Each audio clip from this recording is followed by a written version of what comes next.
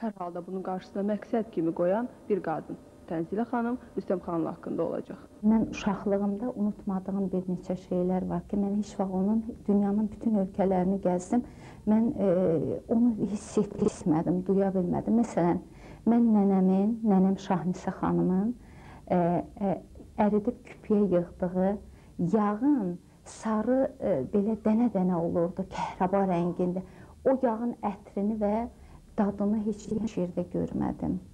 Bizim yaylalarımızda ancaq o çiçəklərdən ki, o yağ əmələ gəlirdi. Mən onu heç yerdə görmədim. Bir də ilk dəfə 13 yaşım olanda anam məni bazara aparmışdı. Ermənistanda Leynakan şəhəri var, oranın çox böyük. Mən ilk dəfə hansı millətdən olduğumu orada hiss etdirmişəm. Çünki bir erməni qadını yaxınlaşdı, bizimlə sözü çəp gəldi. Onda dedi ki, siz türklər beləsiniz. Mən anama sual verdim ki, niyə bizə türk dedilər? Biz bəyəm türkük. Anamın əsli İqdırdandı. Mənim anam İqdırlı, anası İqdırdan gəlmişdi. Anam dedi ki, hə, biz türkük. Mənim gəncliyim, o puxtələşmə devri məktəb illərim də elə əziyyətli bir bölgədə böyüdüm ki, orada tütün əkilirdi. Mən uşaq vaxtı biz yadımızdadır, məktəbdə oxuyanda bizi məktəbdən tütün aparardılar, qarğıdalı yığmaq aparardılar. Yəni bizim elə o uşaqlığımız və orta məktəb illərimiz çox böyük zəhmətlə keçib. Bilirsiniz, hər şey ailədən və valideynlərdən başlayır. O uşağın böyüdüyü şərait, mühit, ailə tərbiyəsi çox böyük amildir, çox böyük amildir. Çünki mən düşünürəm ki, məsələn, bugün biz də evladlarımızı tərbiyə edirik əslində. Amma evladın tərbiyəsində, mənim də tərbiyəmdə ən böyük, necə deyim, yük ananın çiynində olmalıdır. Evladı ana tərbiyə edir. Əslində, ata bir örnəkdir. Atanın yolu uşaqlar üçün həmişə bir müqayisə, örnək olur. Amma əsas tərbiyə ilə anadan gəlir. Anamın zəhmətkeşliyi mənim gözlərimin qabağında. Siz bilirsiniz, mənim bir bacım mənim gözümün qabağında tütünün arasında dünyaya gəlib. Və mən anamın zəhmətkeşi sevər. O, unuda bilməyəcəyim bir şeydir o mənim. Heç vaxt unuda bilməyəcəyim. Mən onda 7-ci sinifdə oxuyurdum. Başa düşmürdüm. Mənim anam o halda tütün yığırdı. Bizim üçün eləyirdi bütün bunları. Biz oxuyaq. Məsələn, anamın yadındadır, əllərini tuturdu ki, bu əllərim qabarlıdır, çox işləyirəm ki, yazığımız gələrdi anamıza, çox işləyirdi.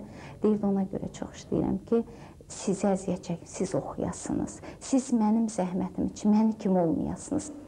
Sizin yaxına buraxmadığınız, yəni özünüzə məxsus hərəkət varmı ki, onu heç vaxt, heç zaman yaxına buraxmamısınız? Bilirsiniz, o əvvəlcədən düşünülmür o. Bəzən insan bir hadisənin içinə girəndə, kənardan sonra özünə baxanda o səhv etdiyini anlayırsan ki, ora sənin yerin deyildi.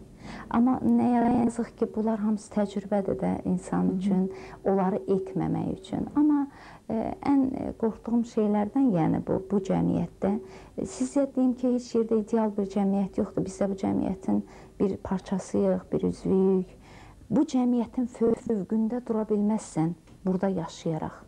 Sən bu cəmiyyətdən, ola bilsin ki, səviyyən çox yüksəkdir, cəmiyyətin səviyyəsinə və sən onun haradasa fövqündə durmaq istədiyin anda bu cəmiyyət mütləq səni çəkib salacaq o çirkabına, mümkün deyil. Azərbaycan cəmiyyəti bugün belədir. Nə yazır? Qadın olmağın da bir növ o cəmiyyətdə daha bir ayrı ab-hava gətirir. Ona görə də bəzən adam bu cəmiyyətdə hər zaman bəzən istəmədən öz yerində olmursan. İstəmədən, onu bilərəkdən olmursan. Məsələn, bəzən mənim çox xırdalandığım vaxtlar olub. Özüm hiss etməmişəm onu ki, amma sonra kənardan özümə baxanda görmüşəm ki, xırdalanmışam orada. Olmazdı. Olur, belə şeylər olur. Bu səhvlər olur.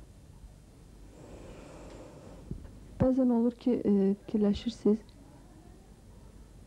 niyə, yəni bu lazım idi mı mənə? Mən bunu elədim. Yox, mən heç vaxt onu elədiklərimin bəzən qarşılığı olaraq çox böyük təzyiqlərə, təqiblərə lərlə qarşılaşmışam. Amma sizə deyim ki, çox rahatdır içim. Çünki bircə onu bilirəm ki, vətəni təmənna ilə sevməzlər. Vətəni təmənnalı xidmət etməzlər. Vətən üçün xidmət eləyəndə, millət üçün xidmət eləyəndə onun qarşılığına nəyisə umub gözləməzlər.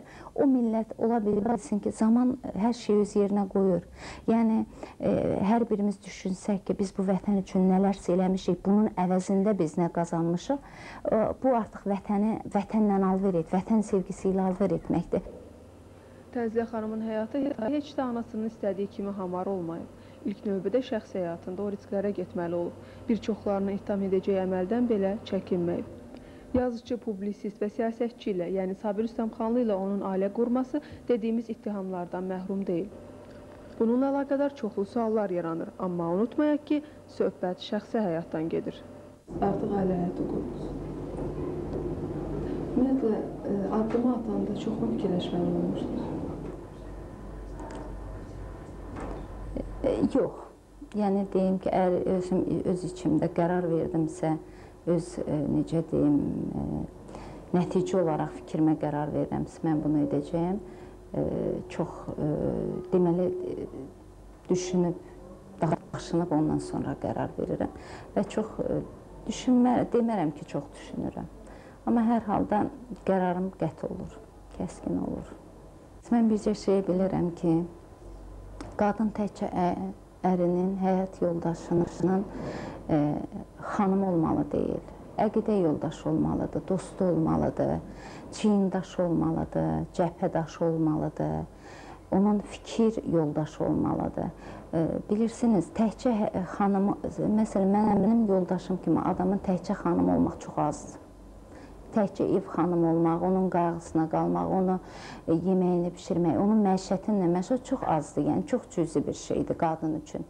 Mən düşünürəm ki, mənim yoldaşım kimi adamın qadını həm də onu duyan, onu başa düşən, ona arxa durmağı bacaran, yəni düz Azərbaycan cəmiyyəti belə şeylərə indi alışmaqdadır, amma türk qadının tarixini unudurlar ki, türk qadını xaqan və xatun olub, ikisi də dövlət əhəmiyyətli məsələlərdə xaqanla bərabər xatunun da imzası keçərli sayılıb.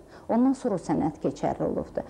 Tariximizi bilmədiyimizə görə, tariximizi unutduğumuza görə qadınımıza, bugün Azərbaycan cəmiyyətində belə igidlik sayılır ki, bugün Sabir bəy tutaq ki, mitinqlərdə iştirak edir, Tənzilə xanım da onun yanındadır. Mən bunu düşünmürəm, böyük bir qəhrəmanlıqdır. Sadəcə düşünürəm ki, mən orada olmalıydım. Mən orada olmalıydım. Və mənim, bilirsiniz, bu Azərbaycan xalqının çoxdur Sabir bəy kimi oğulları? Yox, çox azdır və o cür adamların kimsə onlara xidmət etməlidir, kimsə onların uğrunda qurban getməyə bacarmalıdır, kimsə onlardan, bəli, onlara özünü sərf eləməlidir, kimsə özünün, mən özümü təsdiq etməliyəm, özüm üçün çalışmaq iddialarından, mənəmlikdən imtina etməlidir. Və mən düşünürəm ki, mənim bugün öz həyat yoldaşımla çiyin-çiyinə durmam sadəcə mənə şöhrət gətirir, məni ucaldan bir şeydir. Bir də məni narahat eləyir Sabir bəy. Yaradıcı kimi yazdıqlarını, yazacaqlarının çoxsunu meydanlara atdı. O məni çox narahat eləyir. Siz Sabir bəy rast gəlməsəniz, nə dəyişə bilərdi? Heç bir şey dəyişməzdi. Mənə düşünür ki, mən elə Sabir bəyə gələnə qədər də özünə güvənən birisi idim. İndi də özümə güvəndirəm. Bu yolumuz davam eləyəcəkdi, bu işləri görəcəkdi. Sadəcə,